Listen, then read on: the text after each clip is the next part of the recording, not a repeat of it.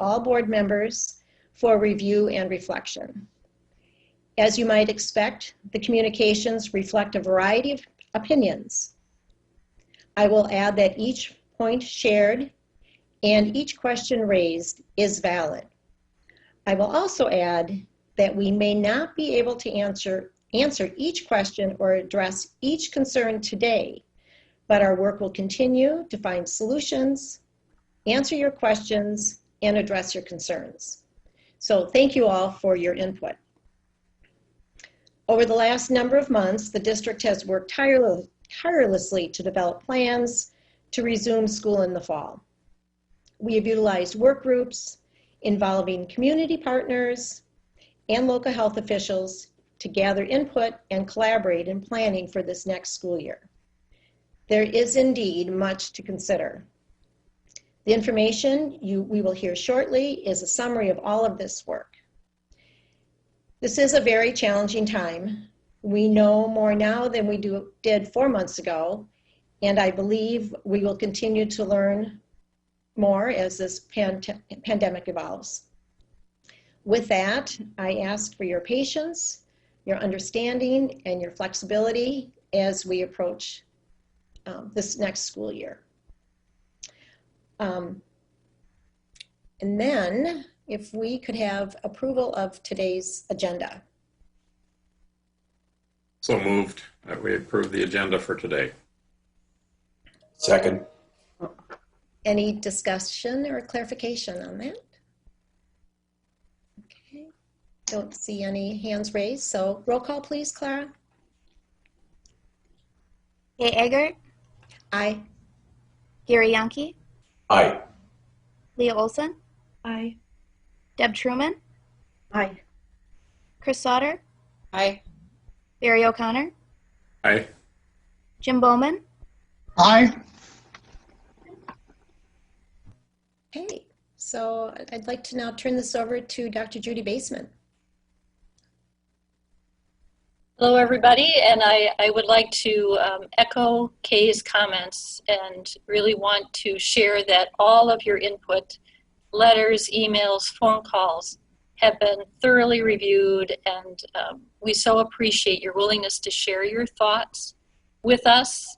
We have been reflective of all of that communication and certainly have used it to shape our plan going forward, and will continue to work with you to make sure that we are focusing on providing the safest possible environment for our students and for our staff as we look to open the 2021 school year. So with that, Clara, if you could pull up our PowerPoint presentation so that people can follow along. As we open, I'd like to read this communication, which starts our safe and resilient return. Working together, students, families, staff, and community will ensure that each graduate is academically, socially, and emotionally prepared for success in life, every student, every day. Our vision statement starts with working together because our Board of Education wants to highlight the importance of collaboration in accomplishing our district's vision and goals. It is essential that we work in close partnership with you, our families. After all, you are your child's first and most important teachers. Working together is especially important now as we navigate and plan for the future together during this unprecedented time. The COVID-19 pandemic has upended many of our established ways of being together, including how we do school. Unfortunately, we cannot just flip the switch and go back to what our classrooms and schools looked like before the mandated school closures last March. The Centers for Disease Control and Prevention, our state-level Department of Health Services, as well as the Department of Public Instruction, have given us guidelines that need to be in place so that we can gather in conditions that are as safe as possible, given our ongoing public health emergency. We also have been given some degree of flexibility to work with our local health officials to map out the best way forward to provide conditions that balance safety and learning for everyone. Many have described the task of opening our schools this fall as a no-win situation for schools and their leaders with no easy answers. While I agree that easy answers will not work in this extremely complex and challenging situation, I do believe that if we work together with our families, our staff, our students, and our community partners, we will find winning ways to provide learning opportunities that respond to the current pandemic conditions in a safe, accessible, flexible, and equitable manner. These 4 guiding principles form the foundation for our safe and resilient return. Safety for students, staff, and our community. Accessibility to high quality instruction. Flexibility to respond to changing conditions. Equity to meet the needs of all of our students. Safe and resilient return has been created to serve as a resource for our students, families, staff, and community partners to map out our approach to the 2020-21 school year. We look forward to working together with you to meet the needs of every student every day, which is our vision and our mission. So with that, I would like to call upon our Appleton City Health Officer, Kurt Egebrecht, who has been an outstanding partner for us through the years and actually helped us develop our pandemic plan about 10 plus years ago. So Kurt has been with us for years and is a reliable, expert resource for us as a district. So Kurt.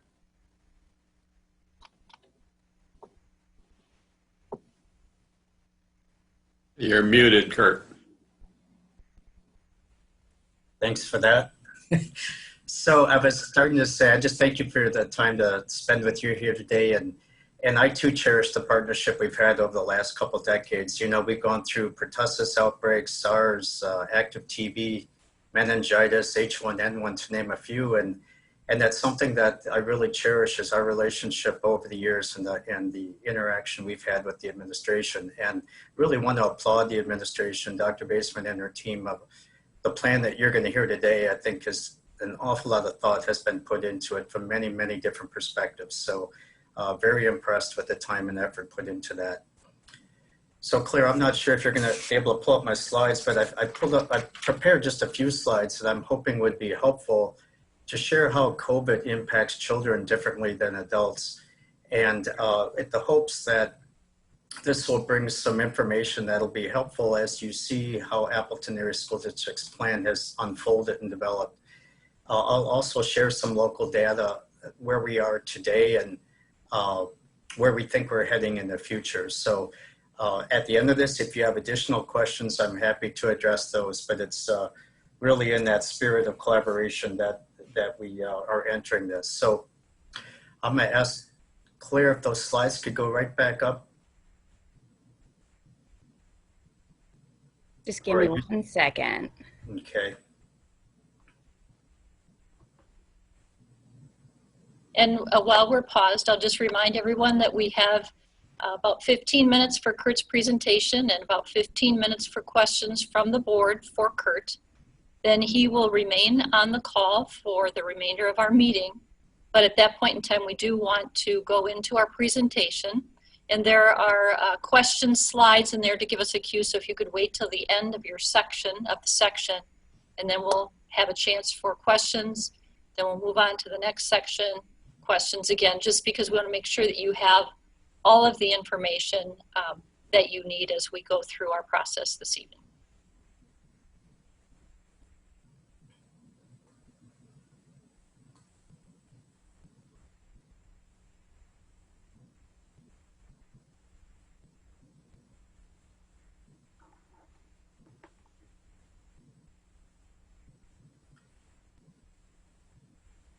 So as we begin, I was hoping what would be most helpful would be is just how is this virus spread? How easily is it spread? And I think one way to make a comparison is not every virus is the same. and some are more contagious than others, and some spread more easily from person to person. And I think this particular virus, as we're learning, has its own challenges. If we were to look kind of on a scale between influenza and measles, we'd find that measles is much more contagious. And it certainly would affect many more students than what we should anticipate with COVID-19. On the other hand, COVID seems to be spreading very easily, and it's sustainable between people as it does spread. So at this point, seems to suggest that this virus is spreading more efficiently than seasonal influenza, but not quite as contagious as we'd expect with measles. What we do know is that the longer periods of time that we have with each other within an enclosed airspace, we have an increased risk of contracting the virus. Next slide, please. What we're also learning is that the best way to avoid this virus is just not be exposed to it. And that's easier said than done in a school setting. But what we do know is that if we can minimize that exposure from within 6 feet, we do a great deal of justice in terms of breaking that ongoing spread. It's really through the respiratory droplets that are produced when someone who's infected, that's shedding the virus, coughs, sneezes, talks, or sings. And then that virus can go through the respiratory droplets through the air. You may not see those droplets because they're so fine, but whenever we breathe out these droplets, they can then land on the mouth or nose of other people nearby, and then that's inhaled into their lungs. And that's how we're seeing the ongoing transmission of this COVID-19 from person to person. The other factor that's important from a school and work setting is that we now know that COVID-19 can be spread by people who are not showing symptoms. And that brings a different challenge from other diseases where you can visibly see somebody ill, and therefore you can avoid them. In this particular illness, in this virus, there are people that are not showing signs and symptoms of illness, but are still shedding that virus and can still spread it to others. So that's what creates some challenges for us. Next slide, please. We know to date that hospitalizations and especially ICU admissions and deaths from COVID-19 are lowest among the age 19 and younger. However, there have been severe outcomes in children, and what we don't yet know is the long-term effects of COVID-19. You might recall early on in West Nile virus or Lyme's disease, we really didn't know, and it wasn't until a year or more later with some of those viruses that we learned of the long-term effects. So we need to preface all of our work that this is a new novel virus, meaning it hasn't yet circulated in the human population. And that's simply just gonna take time till we know all of the answers. And we're learning more every week. Next slide, please. But I think it's helpful to see who is experiencing the most adverse outcomes. And if we look at this graph, this is just simply a representation of 100,000 population of who gets hospitalized. And you can see that after age 60, it really goes up dramatically by decades of life. And you'll notice that for hospitalization, school-age children are relatively low. And that's an important distinction too for us to be mindful of. Next slide, please. We also know that of all the people who are hospitalized, underlying medical conditions do put a person at greater risk for serious complications. And those medical conditions can range from very common like hypertension or diabetes or obesity to other less common disease conditions that put us at risk. But we know that that's true of all ages, no matter where in the continuum of ages for that virus to impact underlying medical conditions. Next slide, please. So what's the prevalence in children compared to adults? And in Wisconsin, we've had about a little over 1,100 confirmed cases, and children under age 10 represents only 3% of the total cases in the state.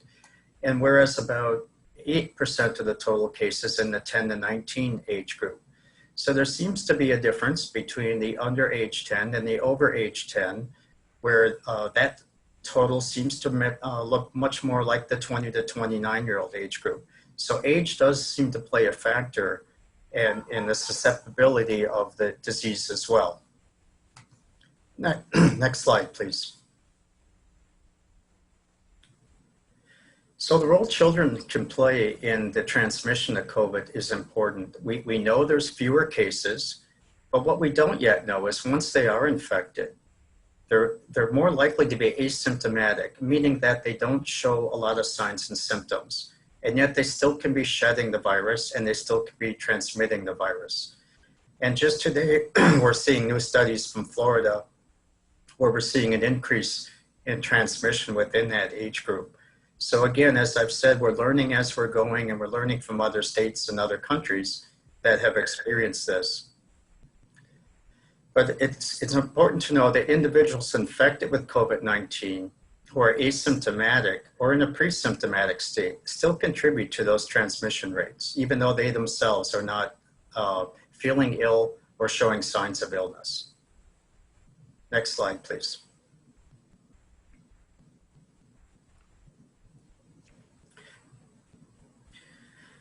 Because the transmission rate of COVID-19 from children to adults is not yet fully understood, it's important as we look to reopening schools and working with school-age populations that we also consider the implications of children as it relates not only to peers, but to teachers and caregivers and family members alike. And in Wisconsin, we know a little over 4% of the children currently live with grandparents. So as you recall that earlier slide about who is hospitalized, as children commingle with other children, there's the opportunity for transmission to then go to others in the household. And we're experiencing that in our community where we have 3 generations of household members within the same household, that does in fact has happened. And so that's a consideration I think that's important in our discussion as well. Next slide, please. I just referenced 2 groups, but I think they're influential groups in terms of their view on school reopenings. And the American Academy of Pediatrics has recommended that before opening schools, that you look at the rates and local testing capacity and the school's ability to limit transmission before reopening. So I'll share in just a minute some of that local data. The American Federation of Teachers also recommends before reopening that you look at the new cases within the community and declines for at least 14 days. And so also ensuring that the locality has the capacity to test, trace, and isolate cases. So I'll share a little bit about that local data now in the next slides. Currently, as of yesterday, we had to date, since March, about 416 cases here. We still have 163 that are active, meaning that they're home in isolation and getting better from the disease. And we have had about 248 that have been released out of isolation. And that's current as of yesterday. We've had an additional 4 this morning cases. So next slide, please. In addition to keep the cumulative count of cases, we've also done a rolling week average. And so what you're seeing here is data on the blue bars as to the number of cases per week. And then you'll see the orange graph is kind of the average throughout the beginning of this COVID experience. And you'll see how really since Memorial Day, but accelerating again after July 4th, we're seeing an increase in case counts, where this past week we had our highest weekly total of 85, just over 40 the week prior, and 40 the week before that. So if we look at just the last month, you can see it's well over 1/3 of our total case counts from the beginning. And so we are seeing a trajectory of an increase in cases here within Appleton. Next slide, please. The state has asked locals and counties to use 2 key indicators as we look at where we're heading in terms of risk in our communities. And one is that trajectory that we just talked about, So as you saw, we're increasing in that equation. The other half of the equation is to look at the burden within your community. And we do this, both the trajectory and the burden over a 2-week time frame so that you don't have an outlier 1 week that might skew those results. So if we took our case counts for the last 2 weeks, we had 46 and 84 this past week, which gives us a 2-week case count of 130. If we divide that by our population of Appleton, we get a numerical number that allows us to then multiply by 100,000 to give us a rate per 100,000 people. And that's helpful to compare ourselves to other populations across the state and the country. It's just a way of leveling that equation so we can be comparative. What the state has done across our state is to then take that information and put your burden within your community in one of 4 different status. Low would be if you have less or equal to 10, numerical number 10 per 100,000. Moderate is if you're between 10 and 50. Moderately high is if you're more than 50 but less than 100. And then high is where you're greater than 100 per 100,000 people. We're currently at 173, which puts us in that high category for burden. If you go to the next slide, the state has then put the metrics together. If I can draw your attention to the bottom right corner, the shrinking, no call, or growing is that trajectory. So if we look at the growing column and then follow your eye down to the burden column, which is low, moderate, moderately high, or high, and where those 2 columns intersect, you'll see we're in a darker color blue of high. And that's how communities across our state are now comparing to each other. And so I bring this as a point of reference, not just for Appleton, but as we compare across the state. So the state on their website is putting together, and they update this weekly, county and local data. So you can see it in a visual map of Wisconsin where we are. Right now, the majority of cases in Wisconsin, the majority of counties are in that high status. So I went through some information rather quickly. I tried to handpick information that I thought would be important in your discussion as you look how the school district has put together their thought behind some of the decisions.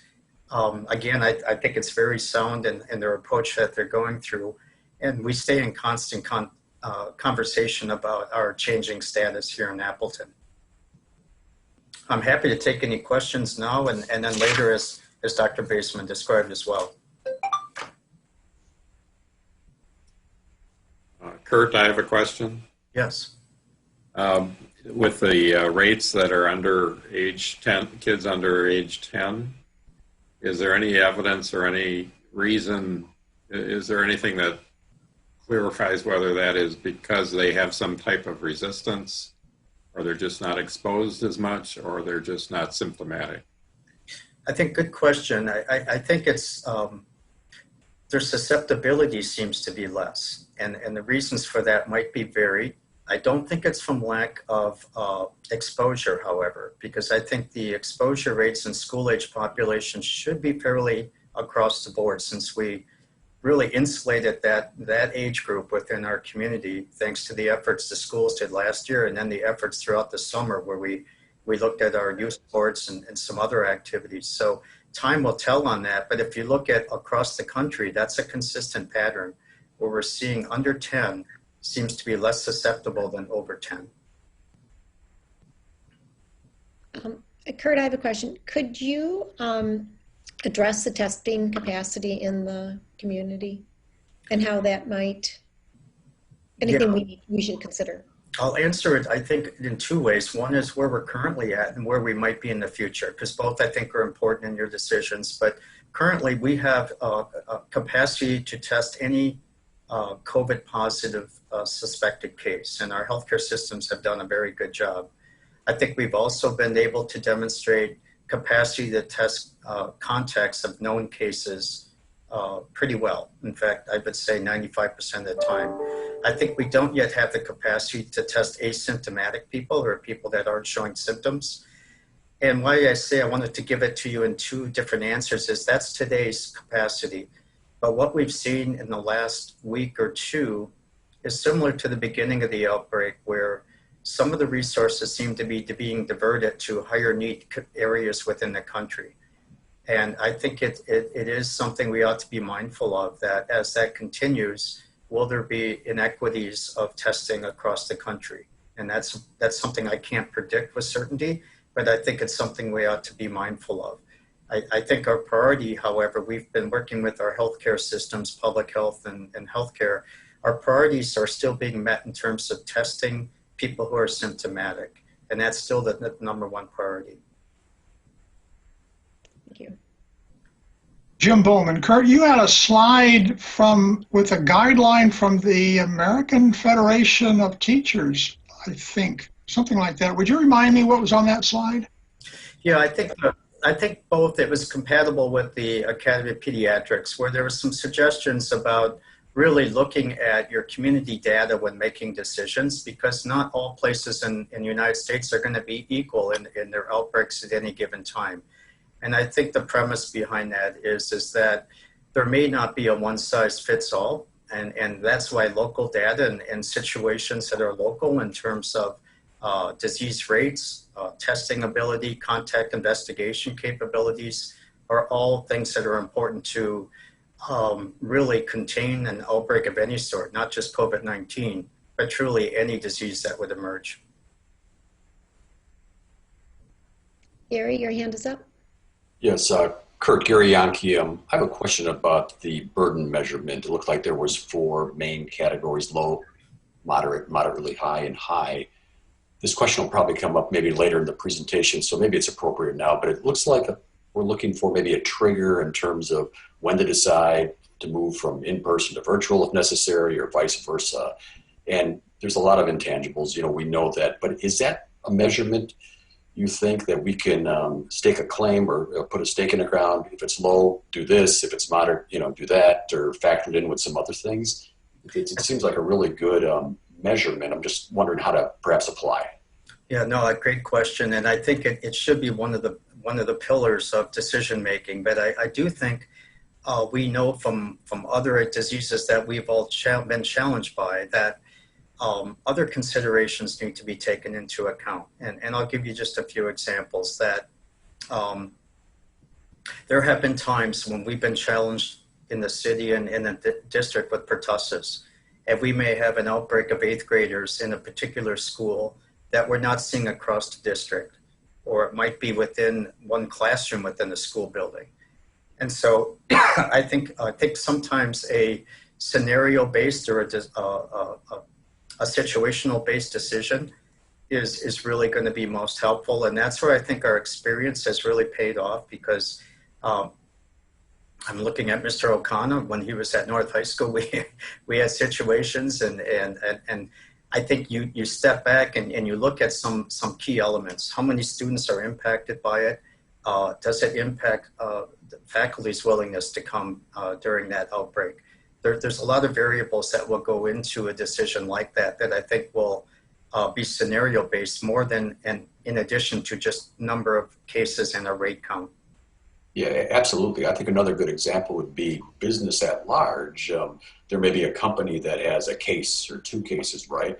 But when dealing with the public school system, right, the scenario is much different in terms of people in and out, and in terms of containment, I would think so. That plays a little different role in our case, I think, than, what I mean, in terms of a singular business. I think you're exactly right. And so those businesses that we've been working with that have had cases and have not needed to shut down all of operations.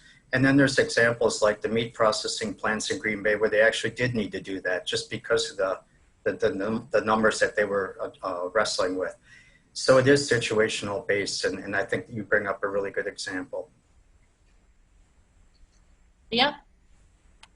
I will save my question, I think, until the end of the presentation, but Gary did allude to it, which is I'm interested in knowing how granular our decision making can be in terms of all off, all on, or off here temporarily. How that's what I'm hoping to get out of today's presentation, to learn that. Does that make sense?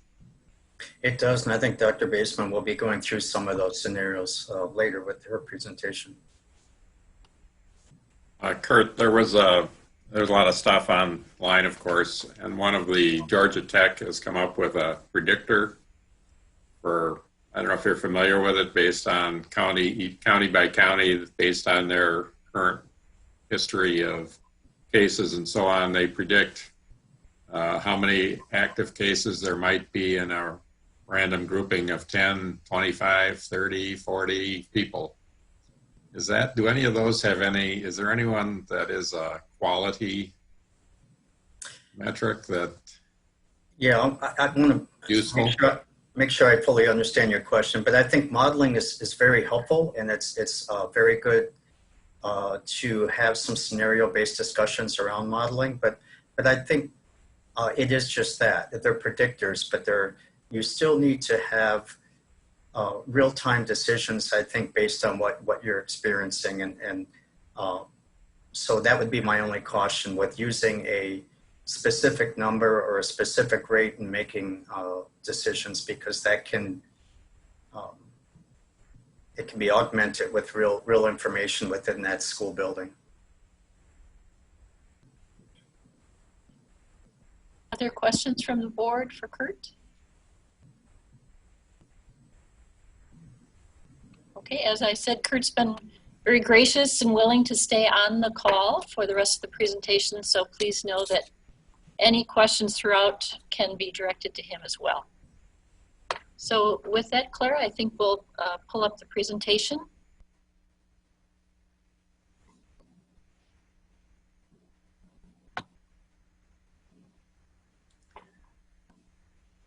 So on your screen, you see a copy of the district's strategic plan, and it's important to note that the Board of Education and the leadership team feel that all 4 of these pillars are extremely important to achieving our vision as a district, which is all of our desire to make sure that each and every one of our graduates is not only academically prepared, but socially and emotionally prepared for success in life.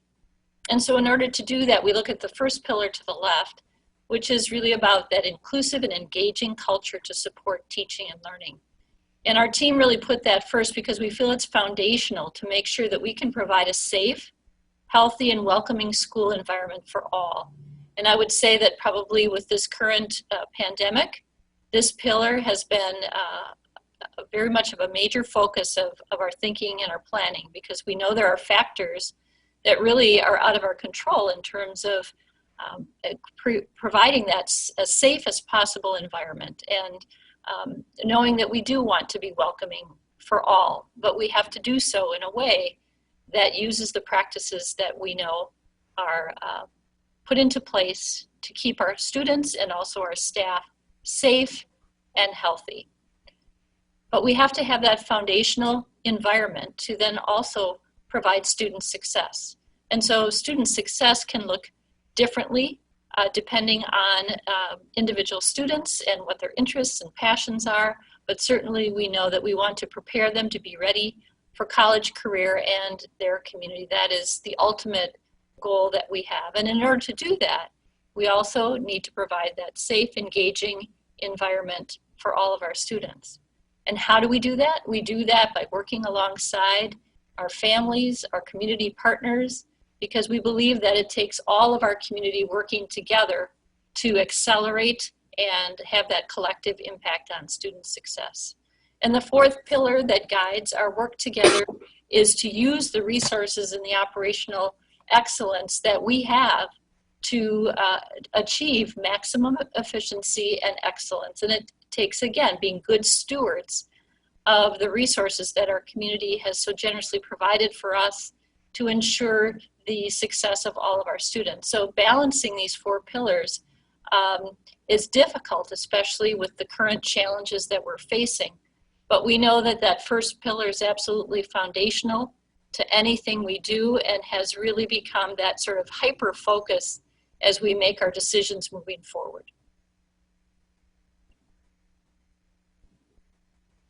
So we've come around 4 commitments for our safe and resilient return as we look to our planning.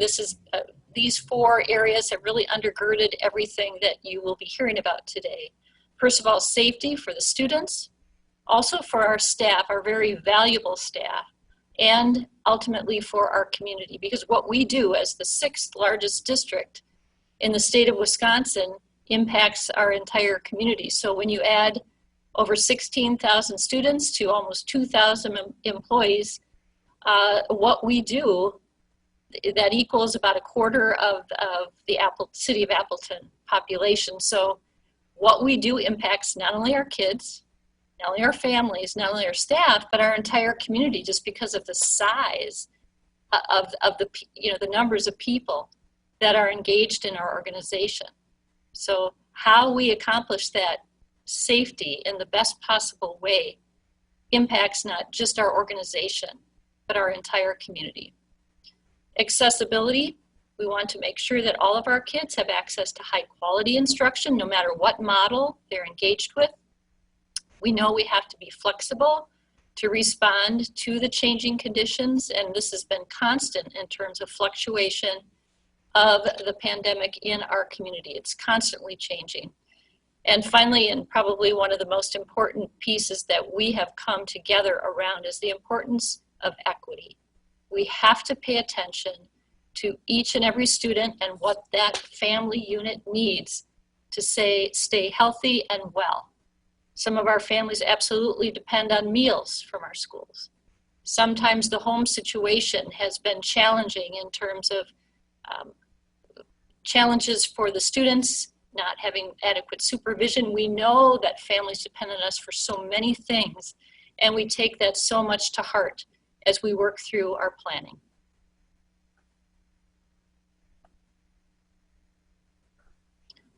And so as we think about our commitments, our nurses, our school nurses have been just instrumental with us. And as they started to identify the key areas of focus, they made sure that we knew that safety was at the heart of everything that we were looking at. Safety is paramount.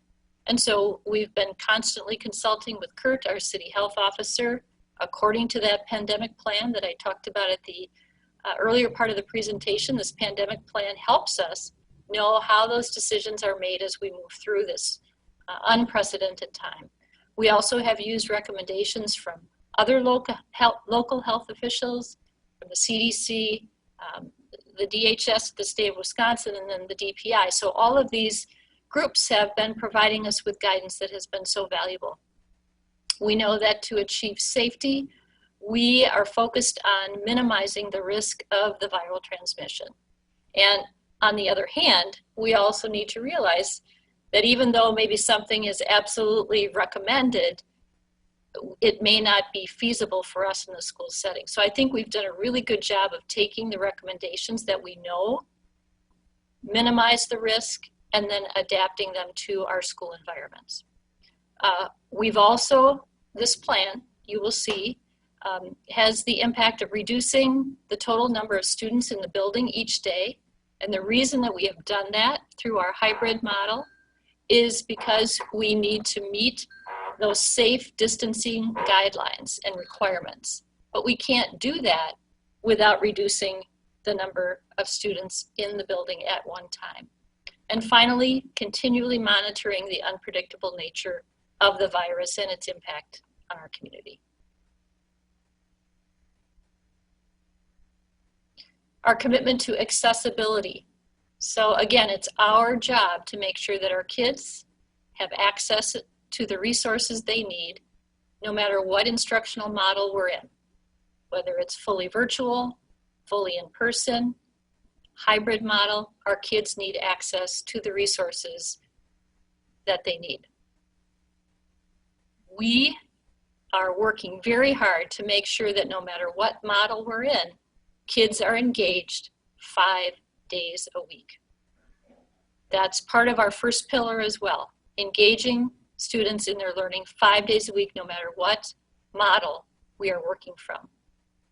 And finally, we know that our kids need access to social and emotional learning and supports, to the mental health support services. And this has been a huge part of what we're working on together as we head into the fall, knowing that this has been a traumatic experience for all of us, but especially for our students who have not been with us in our classrooms for so long. And we do have concrete plans to address this. We know we have to be flexible.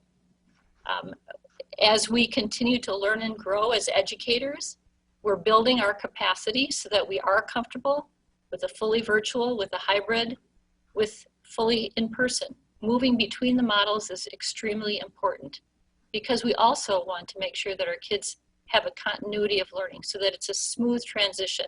Last spring it was an emergency response.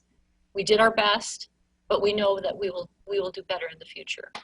We know we have to communicate effectively. We've started a number of different ways to communicate with our families, with our staff, weekly communications, video messages. We're continuing to work hard at how we can improve our communication. We know we've had gaps, and we will continue to get better at that piece of what we do. And finally, we know we need to adapt, and it's not just on a macro level, but also on a micro level to respond to the individual needs of our students. And our commitment to equity really talks about keeping those targeted standards consistent for our students. We know this is a challenging environment, but we know that we have course standards that we are responsible for helping each and every one of our students meet. Making sure they have social emotional supports and services is a piece of all of that. And finally, being very intentional about how we're responding to students who come from historically underserved populations. This pandemic has hit certain groups of individuals harder than other groups, and we know this. And so as a team, we are looking to find ways that we can support students who may have challenges coming from historically underserved groups and populations.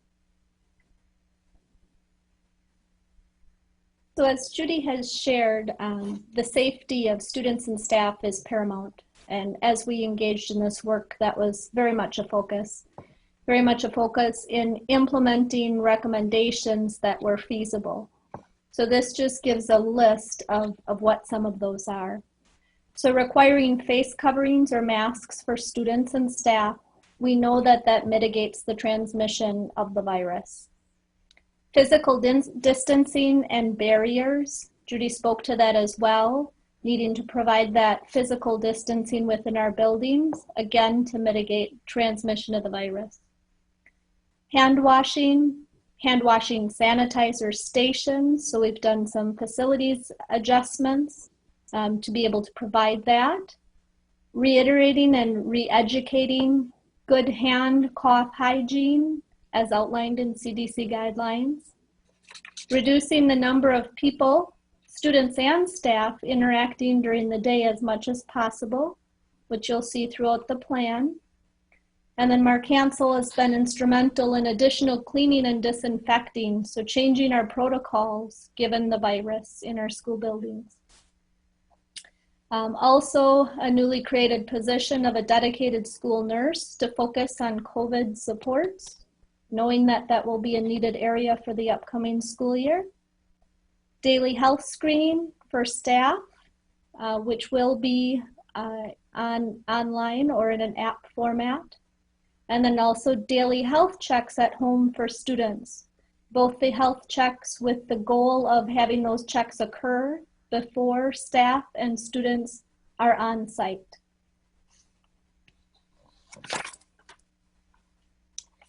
In addition, for staff in particular, we're in the process of finalizing a document that outlines in more details some of the procedures and protocols that will be in place.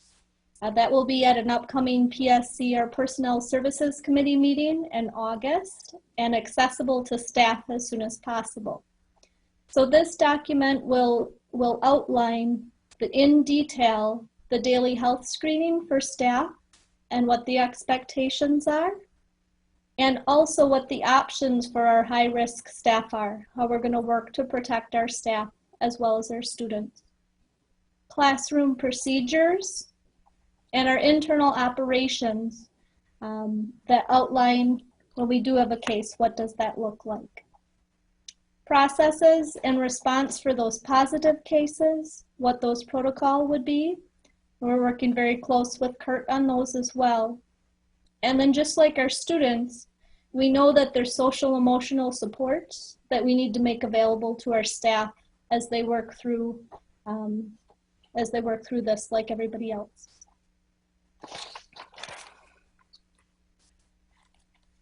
And then what are we going to do to protect our high-risk students? So we do know that there are special considerations that need to be given to students who might have an underlying medical condition as well. These will be reviewed on a case-by-case basis, and really that point person being our school nurse, who will work in partnership with the families and the staff to gather that relevant health information and make the best recommendation to protect that student. Greg, I think you're going to share at this point some information. So as Judy mentioned in the outset, we are relying on several resources to help us make decisions. We're listening to experts in all different fields. One area we are listening to experts is our insurance carriers. We want to make sure that we are following their guidelines, their best practice on meeting the needs of our students educationally and then also in their safety and health as well. So when I spoke recently to a senior risk management consultant with our insurance carrier, just about what liabilities we may have, she just mentioned that we are doing a really good job in her estimation of meeting the needs of our students. She's very complimentary of our plan and feels like we are doing the best, making the best decisions we can based on these very challenging circumstances. So just let me know if you have any questions about the liabilities we have as we go further in this presentation.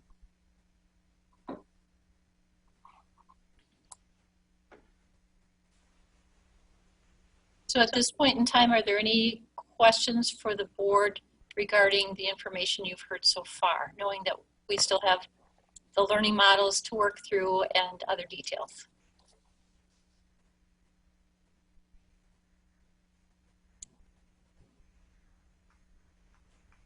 Okay, all right.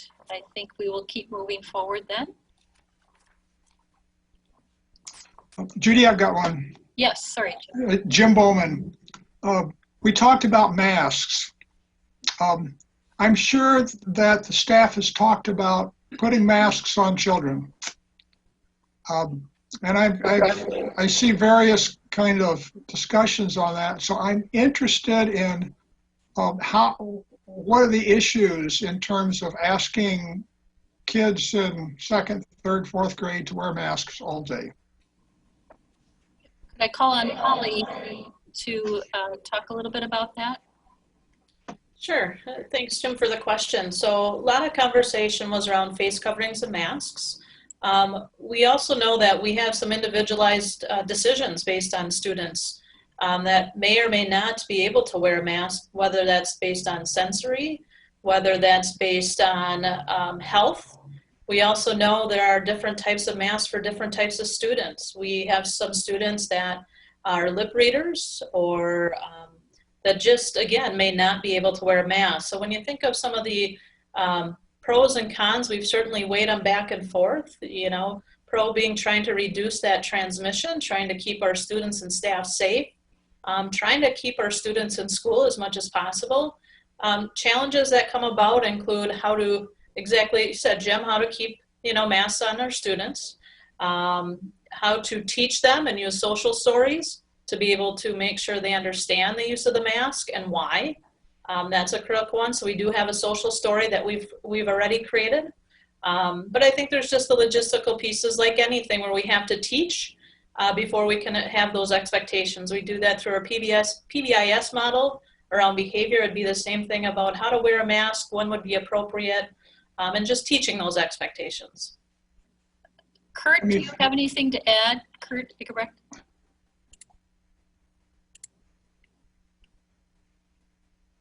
No, I think just to support the science behind the use of masks, you know, early on, Center for Disease Control really didn't understand the value of masking and face coverings in particular. And I think over time, what we're learning is how very important that is in terms of breaking the spread of transmission.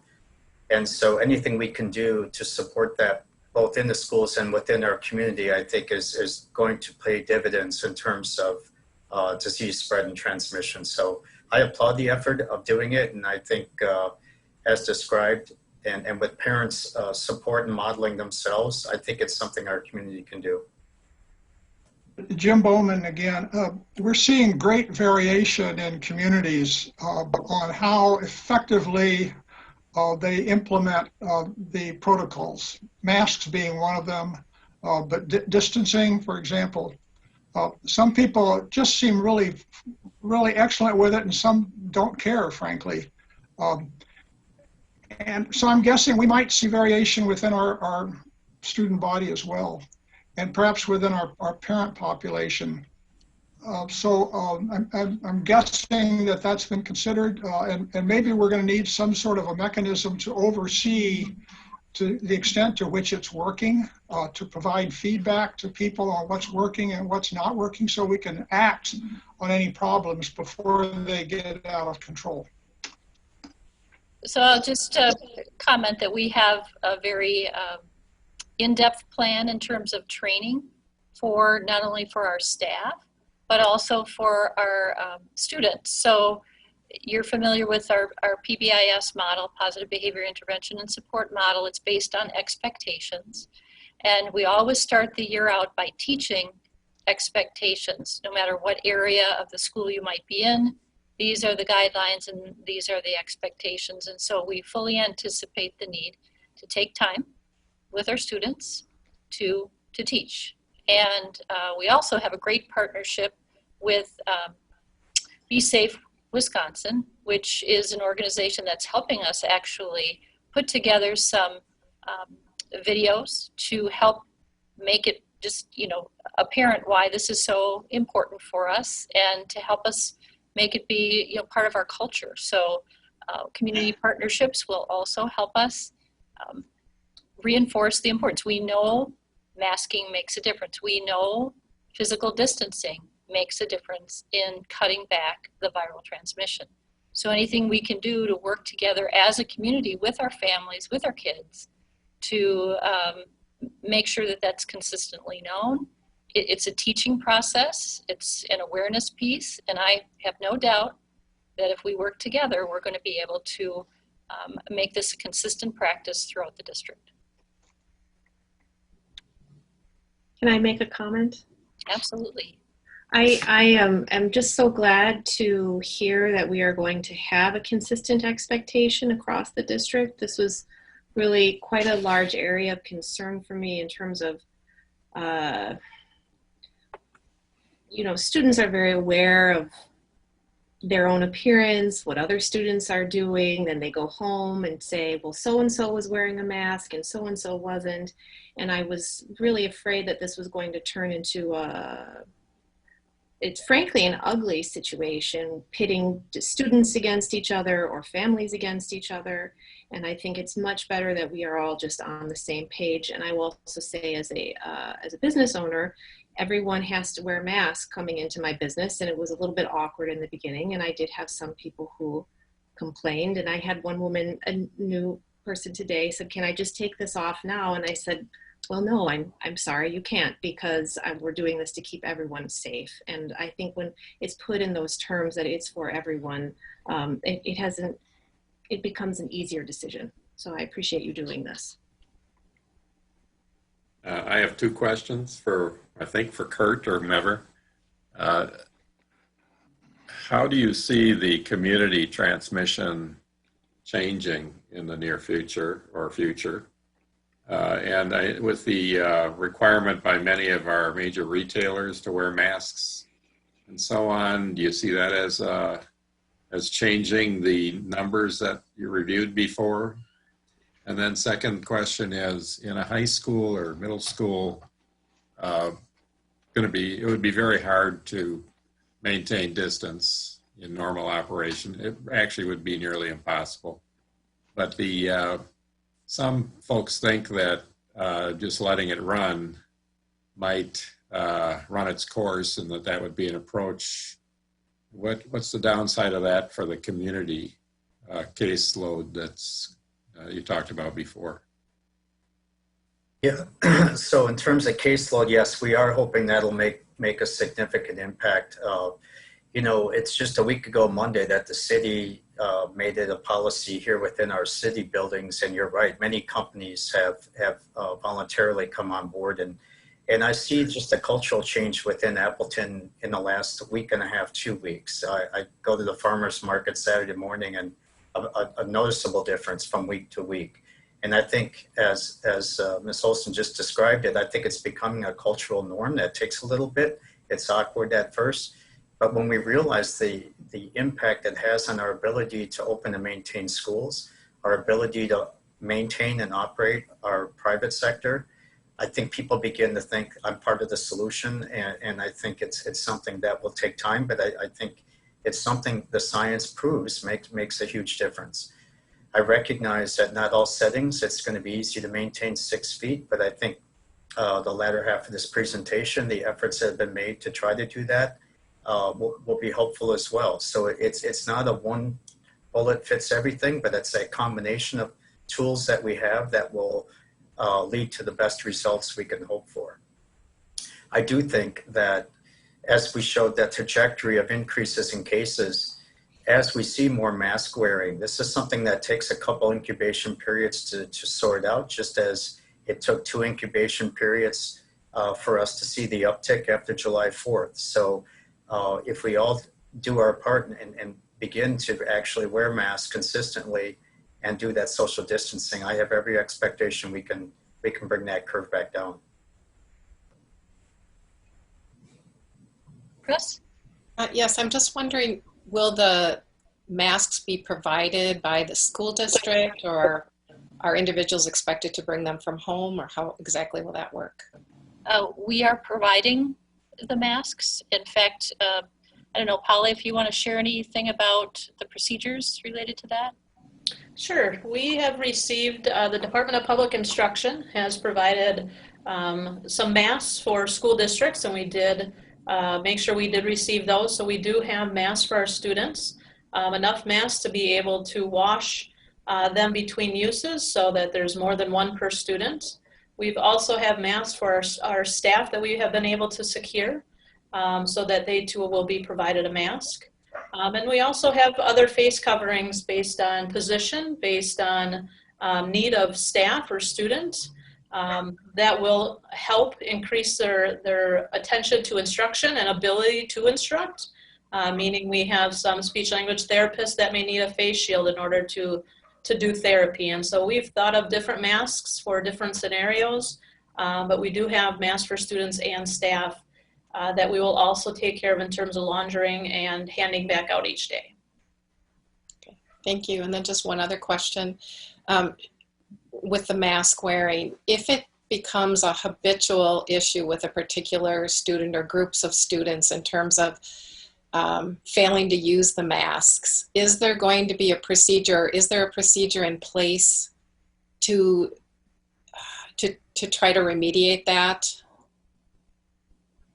I think, Chris, yes, there will be. Exactly what that looks like will look different by level, I think. Again, if a family or a student would like their child to participate in the in-person options, it is expected that the student will wear a mask and a face covering. And so we have to work together to let them know it's a privilege to be face-to-face, and we care about each other, and we want our community to be safe for all. And if that isn't something that the student is being able to show respect for, and respect for others and care for others, then they may need to access virtual learning instead. They still have an opportunity to engage in learning, but it's important that we take care of each other, and that'll be the expectation. So the details I don't have for you, Chris, But that's where we need our educators to come together and help us so that it's practical, but also that we use it as an opportunity to teach and build empathy and compassion for each other in the community. Thank you.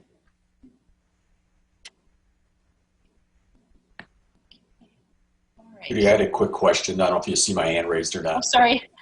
I'm only seeing your faces, not your. Oh, okay. And actually, Clara, I don't know if you could hear me, but can you go to slide 11? I had a quick question for Julie about the personnel. So I just want to make sure I understood. I'm actually on that committee, and I think it's really important that we gather data from the teachers, you know, beyond a survey, right, in terms of comfort level or pre-existing conditions, things like that. And Julie, I just wanted to confirm that this document that's going to be provided after our committee looks at it is going to give staff essentially, or at least gather information about each individual in terms of high risk or not high risk, or maybe some other conditions like pregnancy, et cetera, that are going on in their life at that time. Am I correct in understanding what that document's going to serve, or one of the things? Yes, you are correct. We do have a process for accommodations along with ADA. So that process will be utilized to engage with individual employees. But the document does more than that. It does give different scenarios and information to employees, and really separates out those that are the high-risk staff by criteria. So we're using our current accommodation process that we have, where we gather information and engage with conversations with those individuals to go through the options to ensure that we have their needs met. Okay. Sounds good. Any other questions before we move forward? Okay. All right, so coming now to our learning framework, and again, thinking about that first pillar, the inclusive and engaging culture to support teaching and learning. We know that when students are engaged in their learning, they do better. They need to feel that what they're doing is important, that they see the relevance to that. And so no matter what framework or model, I should say, no matter what model we are in, it is our goal to make sure that we are engaging all of our students 5 days per week. This has not changed within the learning framework. In fact, the learning framework has been developed specifically to achieve this goal, despite the fact that we are in the midst of a pandemic, and none of us have ever navigated these waters to this degree before. So we want to reassure our families, our students, and our community that although our methods for learning or the model for learning may change, our goal of engaging our students 5 days per week remains the same, and it will be that target before us each and every day. And again, it's the foundation on which we have built our strategic plan, but also our learning framework. So when we look at this continuum, again, the goal of fully engaging all students 5 days a week within each of the models. Going from left to right, you notice it's on a continuum. And so when we think about the enhanced fully virtual model, which will be available in the beginning of the school year to all levels, that has been designed in a way that will engage students 5 days per week, potentially in different modes, but again, it is to engage students 5 days a week. For our early childhood 4K and kindergarten and grades 1 through 4, the part of the continuum that's there is that fully in-person opportunity. And then to the right side, you see the hybrid model, which is a combination of some in-person and some fully virtual. And we believe that we'll be able to offer that for grades 5 through 12. And again, even though they might only be physically present 2 days a week, they're fully engaged in the learning 5 days per week. So it's a continuum that you'll be seeing throughout the framework. So as we start, and I really want to reinforce the fact that this is a starting point, given what we know at this moment in time, on July 27th, we would like to be able to offer fully in-person early childhood 4K kindergarten in grades 1 through 4 as a fully in-person kind of a model. If we can get our numbers down at the elementary school buildings, we believe that we can provide the smaller class sizes and the physical distancing per safety guidelines. Those distancing practices, in addition to the face coverings, we believe will do a great job of providing the safest possible situation for that fully in-person learning for our youngest learners. We are planning at this point in time to offer a hybrid model for grades 5 through 12. And again, that is partially in person and partially virtual. And then when you look to the left side, available to all levels, early childhood through grade 12, is that enhanced fully virtual experience. So this is the menu of options that we have to provide at this time, while being able to ensure the safest possible environment within our school classrooms and across the district. And again, I do want to qualify, this is the start of the school year. We want to get everybody back into our classrooms fully in person as soon as it is safe to be able to do so. But at this point in time, because of what we know about the virus and what are the best practices, we believe that this is the best possible way to start the year for our students. Oh, Judy, I have a question. Can we wait to the end of this section, Barry, please? Sure can. I think we may answer it as we go. Okay? Yep. All right, so with that, Steve. Well, this is Steve Harrison, and I'm going to share with you an overview of the enhanced fully virtual model, as well as the hybrid model. And then Nan Bono will share with you an overview of the fully in-person model. And the three key areas that you see on this slide really highlight the learning that we also engaged in as an organization following our distance learning days that took place during last spring. And based on both staff and parent feedback that was provided during that time and the lessons that we learned along the way, three key areas are worthy of mentioning with respect to that enhanced fully virtual model. First and foremost is that all grade levels, early childhood through 12th grade, will be using the same learning management system, which would be Canvas. And to provide you an overview explanation of Canvas, or what a learning management system is that during our past distance learning days last spring, some families may have had students using Google Classroom as the way of implementing instruction, providing feedback, and communicating with students, whereas others were using Canvas. And that certainly provided a variety of challenges for our students, our staff, as well as our families.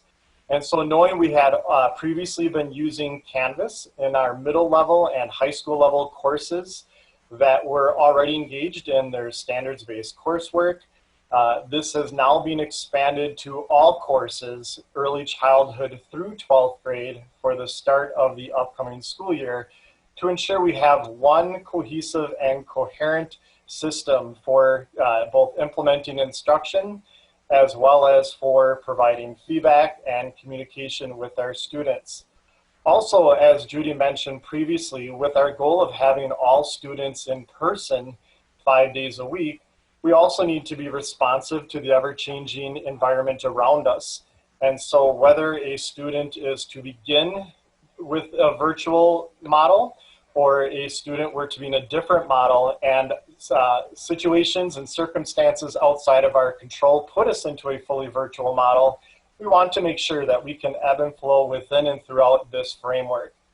And so all grade levels will be using the same learning management system of Canvas, which again will provide our teachers the opportunity to implement instruction for documenting and tracking learning in an online environment, while also providing parents and families the ability to use Canvas to see that important information for classes, such as assignments, due dates, feedback, and other areas. And again, that was a key component of the family feedback received, is the need to increase the ability for parents to engage with the course and have a better understanding of the expectations. We've also have increased our technology access for our students, where previously we were 1-to-1 grades 7 through 12 per the district technology plan. Moving forward, investing in Chromebooks and devices so that we will be able to increase our access to technology to now expand down into grades early childhood through 12th grade. In addition, our staff members have been very busy this summer. In addition to the hard work they already put in historically with summer professional development, planning, and training, we have staff members engaged in receiving training specific to a flexible learning model through using Canvas that focuses on connecting with students, engaging with students, and advancing their learning towards essential understanding in all grade levels, essential standards. And in addition, we as a district are moving away from the MAP assessment for progress monitoring, and we'll be implementing the iReady platform, which is a K-8 platform that provides us two opportunities. One is an adaptive assessment, which means it changes along with the students' responses to really target the key knowledge and understanding. And the second piece are the online resources that are available for students to engage in based on their current demonstrated level. This is something that we have been piloting throughout the district in certain elementary schools and middle schools, and now will be district-wide implemented in our elementary schools and middle schools for the 2021 school year. Next slide, please. In addition, as I mentioned, as we focus on the professional development for our staff, we have just under 1,700 staff members enrolled for summer training. And when we talk specifically about flexible learning through Canvas, which is approximately 6 to 10 hours of training during the summer, we have already 75 members of our staff who've completed that training with a targeted deadline of August 14th. And almost 700 staff members have already begun the training. In addition, we know the importance of tailoring the training for specific groups of employees based on the level of interaction they have in supporting student learning. So we have both a teacher course, which is designed really for the push out of content and course information, as well as an observer course that has been created and will be ready by mid-August, not only for additional staff members, but also for our parents and families. This is a very short clip we're going to look at in a moment. This is Kelsey Van Fossen, who is our district Canvas coach, and she, along with the tech services department and assessment, curriculum instruction, special education, and school climate, have all been implemental and critical in developing the summer professional development planning to help prepare our teachers for delivering flexible learning through a Canvas learning management system. Clara, if you wouldn't mind maybe playing about 30 seconds or so, just to give a brief introduction.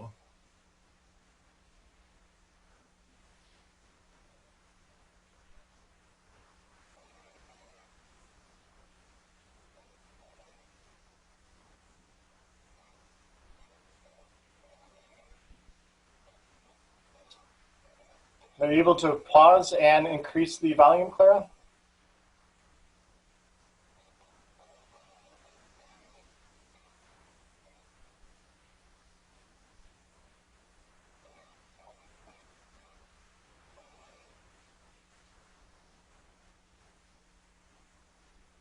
All right, well, for the sake of time, it is embedded within the presentation, but the overview that I'd like to provide is, again, that among others, Kelsey has certainly been very instrumental and helpful in providing the support for our teachers for the Canvas training, really focusing on connecting, engaging, and advancing learning of our students.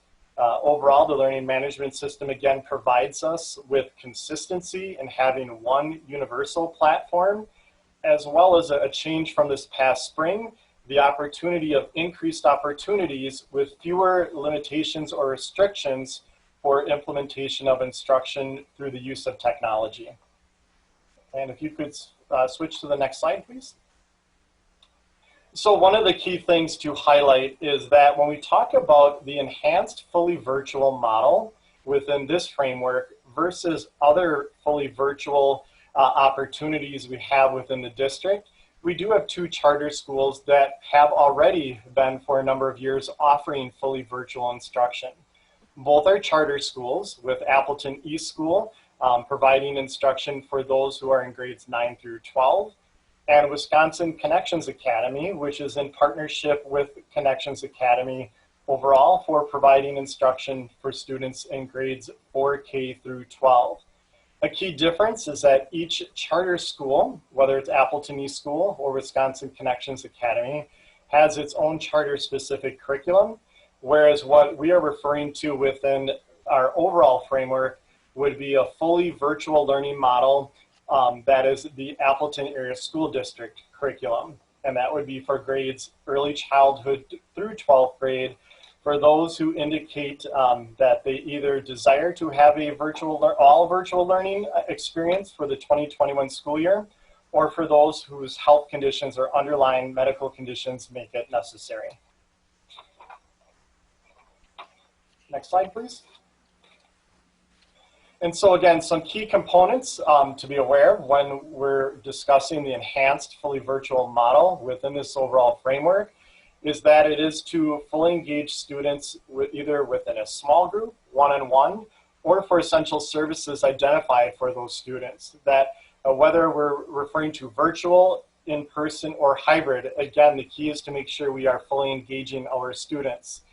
This will be, again, as Dr. Baseman alluded to earlier, substantially different than last spring when we had to respond and react very quickly to the changes of then implementing distance learning, where in this case, packets being sent home for elementary will not be a core component of any virtual learning plan for this upcoming school year. And when we think of the benefits of a fully virtual model, particularly when we think of both safety as well as equity and feasibility, it is certainly the safest option with the lowest risk for our staff, students, and families. Knowing the fully virtual model means that there would not be any in-person contact at school, that everyone would be engaged in the same learning model at one time. So again, through use of the learning management system with Canvas, that we would have that one single platform. And again, focusing on providing equitable access to devices by expanding that down into early childhood and all the way up through the 12th grade. Next slide, please.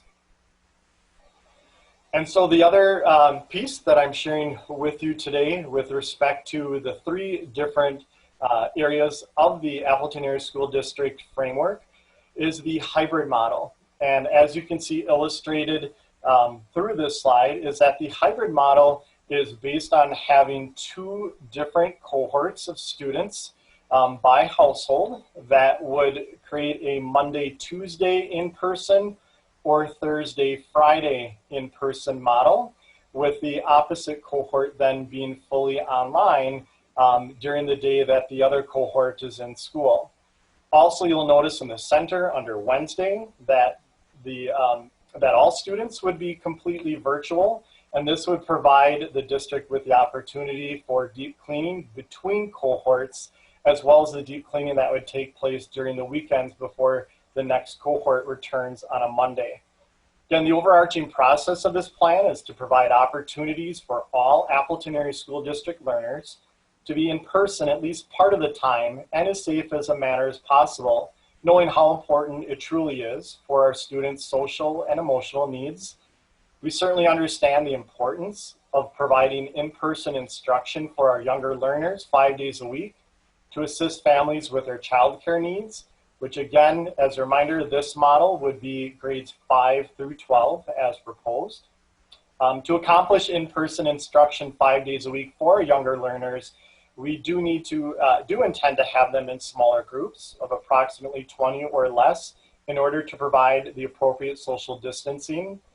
And we understand the importance of our older learners, grades 5 through 12, to which this model applies, to have regular opportunities to receive in-person instruction, but again, in smaller groups to ensure that we are following social distancing guidelines.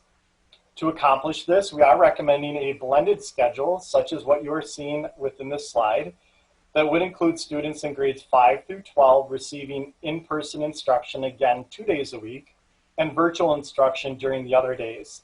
The blended format would allow us to divide students into 2 separate groups based on household, again, either Monday, Tuesday in person, or Thursday, Friday, thereby allowing that comprehensive cleaning to occur on Wednesday. Our desire is to create a system in which all students can attend school in person at least part of the time in the safest manner possible. We do not want to find ourselves mandated to have all student learning take place virtually. This plan is meant to give us the best chance to not end up going all virtually this upcoming school year. And as we advance to the next slide, again, this model has the goal of approximately 50% of our students in person, physically distancing in class, whether they're in schools, classrooms, or on our buses, to ensure that we are providing the safest model possible. And when we think of the why behind starting the school year with grades 5 through 12 in this particular model, we do recognize again that our older students are more independent in their learning than our younger students. We also understand the importance of reducing the number of students in each building each day, and our current classroom sizes and spaces do not allow for that to happen with all students being in the building at the same time at all grade levels.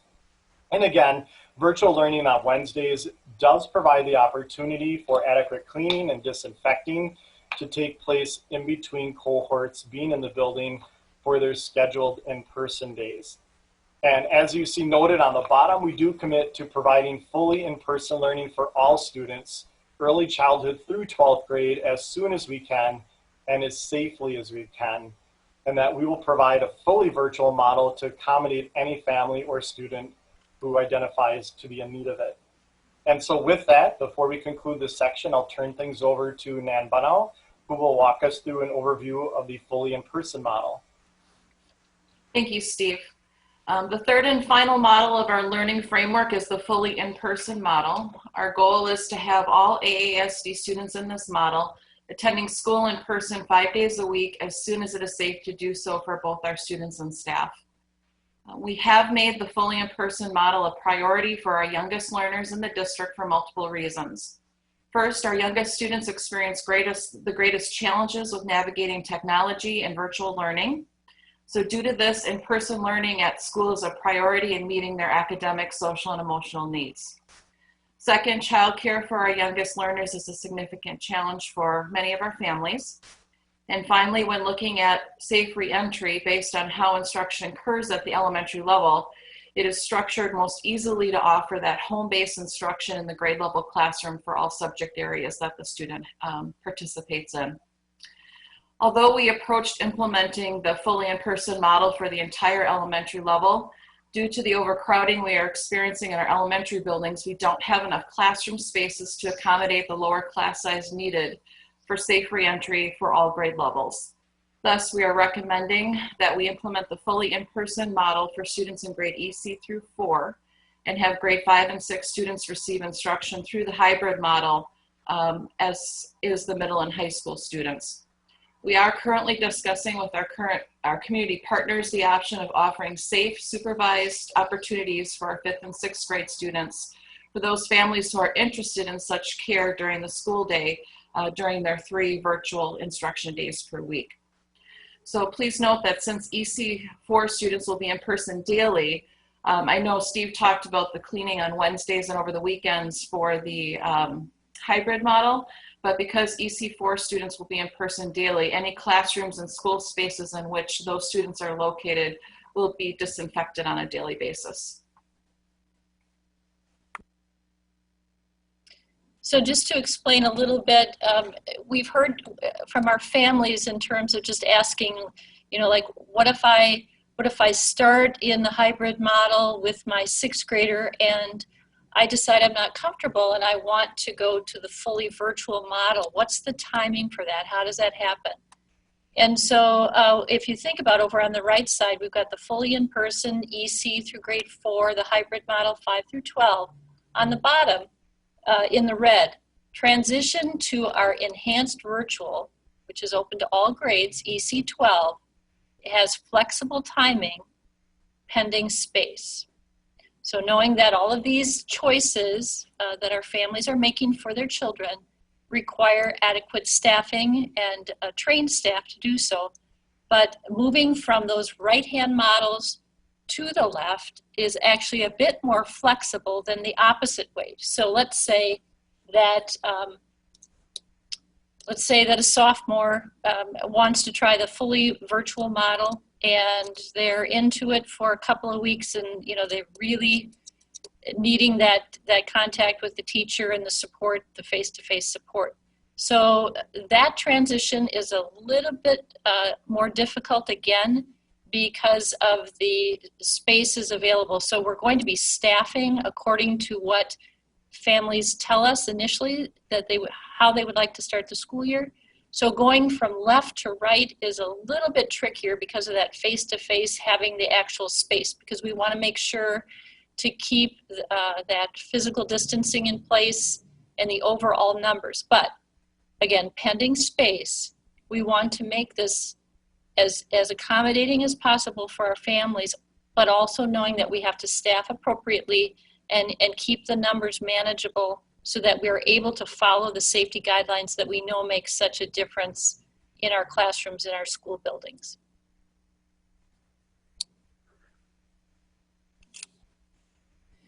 So what we're going to be asking of our families, and I know we've been asking a lot, we really would like to have our families give us a commitment. So we're calling it a commitment questionnaire that will be sent out via email on July 29th. The commitment questionnaire would allow our families and our students to commit to a learning model for each student and their family for the start of the 2021 school year. So again, there's much more learning that has to be done in terms of what each one of these models entails. And so we are developing a day in the life, let's say, for a student. So we were not quite ready to provide that today for you, but by the time we email this information out to our families, the complete presentation, they will be able to see what the proposed models would mean in terms of their particular child. So with that additional information, we are hoping that our families could provide us with a commitment. And the reason we need this commitment is because our staffing we're a very large district. So when we have our families make these commitments, then we need to find, of course, the staff to provide the engaging instruction every day for our kids. And so it would really help us out if our families could complete this questionnaire starting July 29th, and we're asking that would be complete by August 6th. If for some reason families are not able to answer the questionnaire prior to August 3rd, we will be having our school site staff, so by school, our school secretaries and other staff at the site will begin calling those families who have not yet responded by August 3rd to answer any questions and to also get their commitment in terms of the models to start, again, I want to emphasize, to start the year. Once we have this, then that really allows us to match our staffing with the desires of our families. And so this information would be really, really helpful for us as we head into our staffing configurations for the start of the year.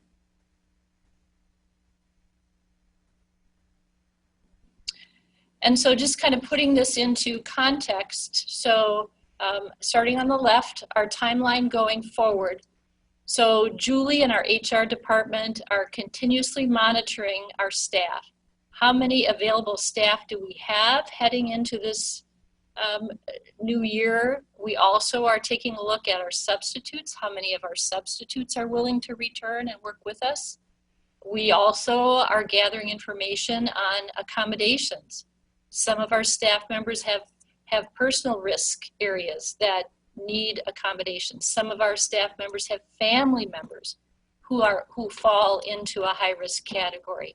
And so all of these pieces, it's an incredibly complex puzzle here as a very, very large district with multiple levels. We're trying to meet the needs of our students every day the best we can, but we also have staff members who have needs and have need for accommodation. So getting that information together will really help us, and it's ongoing.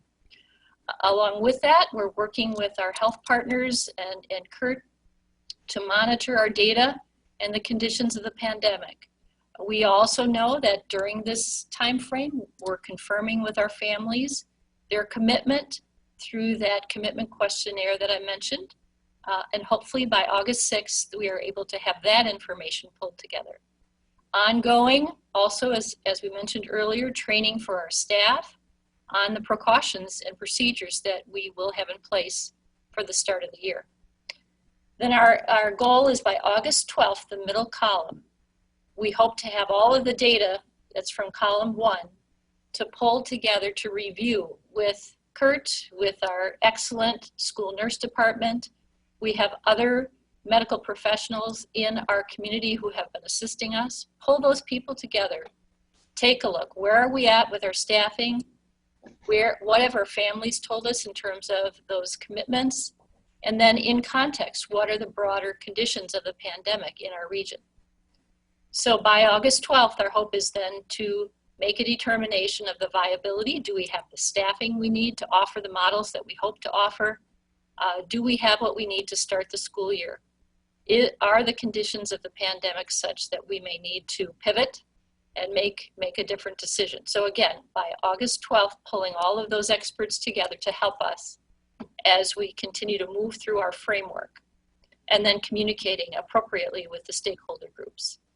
And then finally, by September 1st, which is our school start date, we have not pushed our start date back. You might have read about other districts that are moving the start date back. We are going to stay with the September 1st start date, and plan to implement the models as proposed if conditions permit.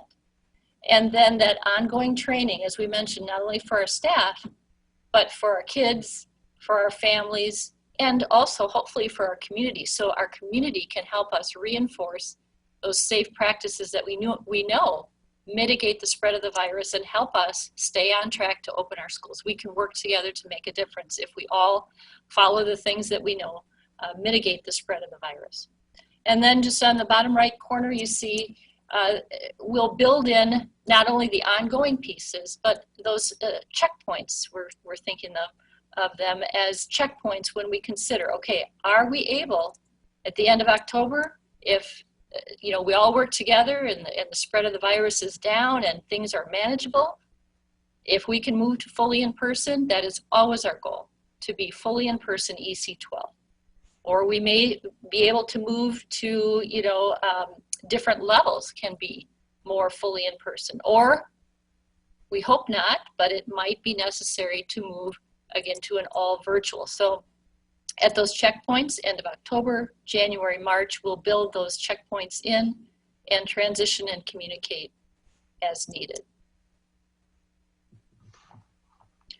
And so again, just to reinforce, we are going to commit to our parents and to our kids our intent to fully engage all of our students 5 days a week, no matter which model is selected by a student or a family. Our ultimate goal is always, when it is safe to do so, to get all of our kids back into our classrooms 5 days a week. We do not believe at this time that it is safe to do that. And so we are prepared to work together to implement the model framework as proposed. But again, remembering that we need to be flexible to pivot as needed given the conditions that surround us in our community. And so with that, we will pause for questions. Jim Bowman, Judy, this is really helpful. I mean, I'm really impressed with the preparation that you and the staff have done. If I'm a 5th or a 6th grader and I select the hybrid model, is it likely the school, and I'm going to be at some school for 2 days a week, say Monday and Tuesday, is it likely that the school I'm at was not the elementary I've been attending in the past? If you're a 5th and 6th grader in the hybrid model, you should be able to have that at your elementary neighborhood school. Am I correct, Nan? Yes, that is correct. So we're able to reduce class size for kindergarten through 4 and still have enough space in the building for the 5 and 6 2 days a week. So Nan, I'm going to look to you, but that's the purpose for having the hybrid with our 5th and 6th graders, our more independent students, so that we can get the overall numbers down to have classroom space in our elementary schools. Now, we know from the Future Needs study that our elementary schools, our middle schools, we are using every nook and cranny. And so it is a difficult prospect, and we're hoping also that as our families maybe commit to the fully virtual, that will also help us get some of those numbers down so that we can honor what we know to be important, that physical distancing in each and every one of our classrooms. Okay, thank you. And I would like to just add that, when we look at classrooms, we are looking at absolutely all classrooms. We're looking at converting art, music classrooms, computer labs. I have been working with elementary principals who have been inventorying their spaces. And of course, we have to see as the numbers come in, but that's where we're collecting the space. And we would be having those specialist teachers come to the home-based classrooms. Gary? If I understand you right, I'm very impressed by what you've done here. I think it's very comprehensive, and it answers a lot of the questions that the board members read in the approximately 200 emails that were shared with us from our parents and grandparents. We're doing our best. We do pay attention to those messages, and we've tried very hard to incorporate. Yep. I learned a lot, and then and listened, and I appreciate all the emails and comments that people made. The question I have is, number one, if there is an imbalance and you have too many kids that want to be in the schools, we may run into a problem for space, right?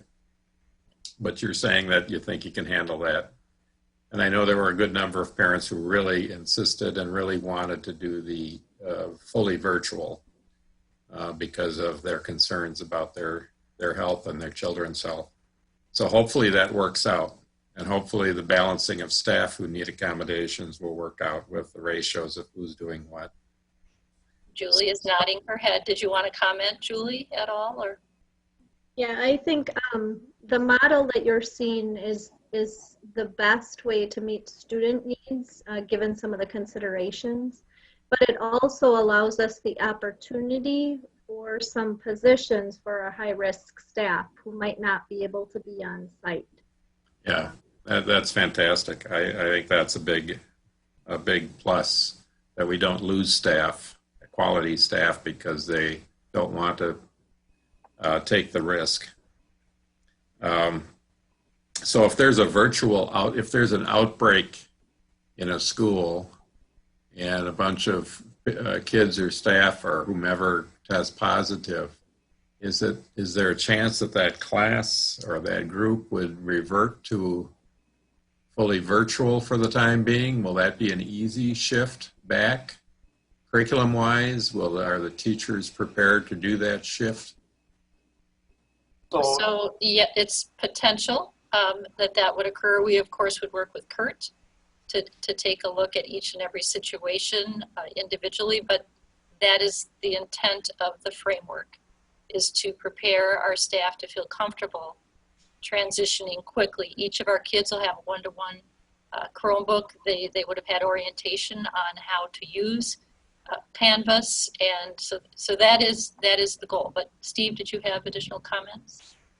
Yeah, I was just going to indicate, Barry, that's a great question, because it really does identify the importance and need to be fluid with the ever-changing environment. And a key piece to keep in mind about Canvas is that Canvas is not exclusively for virtual learning, that Canvas would be used whether we have students virtually or we have students in person. And so, and coinciding with the hybrid model, what that does is provide us with opportunities to ebb and flow with any changes that we do need to respond to. So for example, if we have a teacher who needs to quarantine, he or she would still be able to access instruction through the Canvas modules, whether that's in part through synchronous or live connections, or those are recorded postings as well. But what Canvas does is provides everyone continuously with the opportunity to access that learning, again, whether it's part of the in-person instruction or part of the virtual or hybrid instruction. And then another question that came up repeatedly in the emails and letters was, why is fifth grade moved out of the K through EC through 4 grouping? Some parents seem to have a confusion as to why that would be. They must have a fifth grader and then some younger kids, and wondering how the schedules will merge, and the fifth graders are pretty young to be home alone. Nan, do you want to take that one? Again, it came down to space available. You know, in our achievement gap reduction schools, with kindergarten through 3rd, they're already at the class size we need them to be, but we have many schools that are not.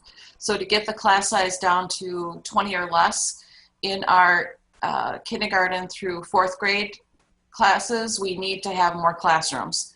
And so we did an inventory of each of our buildings and felt that with the intentions related to the number of students that, based on the previous family surveys, that will be choosing an all virtual model, we feel we'll be able to accommodate the class size needed for safety for students and staff through 4th grade. But we did not have enough for 5th and 6th grade. So again, we are looking for those families that, we did read that in the letters as well, the families that are interested in supervision of their children for those 3 days. We're looking at community partners who have reached out and would be willing to assist families who need that. But again, we'll see how the numbers come in, and that is our intention, as we started with, for all students to be in 5 days a week. And as Dr. Baseman mentioned, be that by level or to finish it out at the elementary level, that's what we will be monitoring. And then one last question, or maybe one last question, is the at the high school level, the middle school level, when a student takes an elective course and they take it, some want to take it virtually, let's say, and others don't, and they're in the hybrid model, is the teacher could be the same person teaching, because those courses are often taught by pretty specialized staff, where they could basically use a Zoom type thing for the kids at home 100%, and then the other group can still be in class half the time. You get my drift? You know, how does that work? Could that work? Steve, can you take a shot at that one? It's pretty detailed. We're still working with Renee and others. All right, I won't. But yeah. Maybe Steve can give a try. No, but it does highlight very important piece of this, Barry, in that we do need to look at our elementary versus our middle versus our high school, because we do have different needs within each of those different areas. And so earlier today, working within our EC6 group, starting to process those very questions with Renee and others, looking at our fine arts coordinator, looking at our health and PE program leader, working with our EL coordinator as well, to just make sure that we are thinking of those different scenarios, because to certainly make things more complicated when we think of at the elementary level, with our specials, what does that look like to ensure that we are providing badly needed learning opportunities for students who definitely connect with school and have many of their social emotional needs met through our specials, and ensuring that we are providing different opportunities to make sure that happens. So it's absolutely a complicated issue, but one that I definitely feel we have the right people throughout the district to find the safest and best opportunities for our students. And just one more quick, to clarify this, you're saying that the current transmission in our community is appropriate to go to the hybrid method and the 100% method at the elementary. We're not waiting on an improvement in the numbers at this point, or if things got worse, would we shift this? So that's, yes, if things got worse, we would shift and likely go to a virtual situation. And that's that August 12th, you know, that kind of conversation. And I do think, you know, that we will, if we can work together as a community, we can make a change. Our actions will help us be able to bring our kids back the way that we're intending to bring them back, and eventually get us all 5 days a week fully in person. That's our goal. So with that, we had planned to have a break at 5. Oh, Chris has a question. Okay. Thank you. I unfortunately actually have a couple of questions about the model, so I apologize. But in the fully virtual model, do you envision that will be a dedicated staff strictly working with that group of fully virtual students? So Nan or Steve, a little bit different at different levels?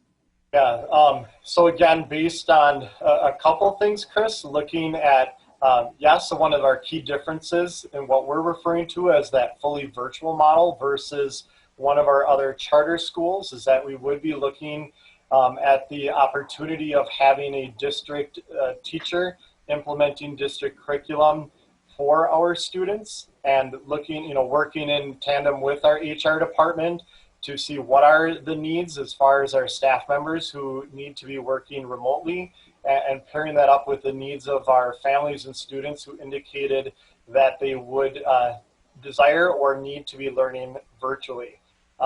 So a lot of it obviously comes down to numbers of students who indicate that that's the pathway that they would like to pursue. Not necessarily guarantee that it would be the teacher of that particular building, but, you know, hopeful that we could have that perhaps by cluster so that we can still coordinate in that manner. Is there another issue with the elementary that we saw in the letters is wanting to maintain connections with their home elementary school, and how we will be setting it up in Infinite Campuses. If I'm a student at Badger, I will still be, my primary placement will be Badger, but we'll have a secondary placement in the virtual school so that there are connections to both. And then does that have the same student-teacher ratio of that 20-to-1, or is that variable as well? One of the things we've learned from talking with Michelle Miller through WCA is that when you look at virtual learning versus in person, that it would likely have a higher ratio of students to teacher. But again, I can't give you a set number, Chris, because it comes back to us determining the number of students who are pursuing that option so that we can look at how to best accommodate that. Okay, thank you. And then just one other question. Can you help me understand if the 5th through 12th grade model with the hybrid situation? So a group of students will come in on Monday and Tuesday, and then they will be learning virtually Wednesday through Friday. What responsibility does that classroom teacher have in terms of continuing that virtual learning on Wednesday, Thursday, and Friday while they still have then the Thursday, Friday group coming in as well? I'm just kind of trying to figure out how that works. Steve? I'm wondering, Claire, if I could briefly share my screen to show a visual, or would that not be appropriate at this time? Yep. Give me 1 second. Let me end my screen share. And then do you have the capability? I do. Thank you. Perfect. All right. So I'm hopeful, Chris, and board members, that this will help answer that question as well, to give you that visual. So again, when we think of that hybrid model, where let's say, for example, I'm a 5th grade teacher, and of my classroom roster, and again, I'm generalizing here, so please bear with me, but of my 20 students on Monday, Tuesday, 14 of them approximately would be in person, and 14 of them would be at home or at their learning environment outside of school, and vice versa Thursday, Friday.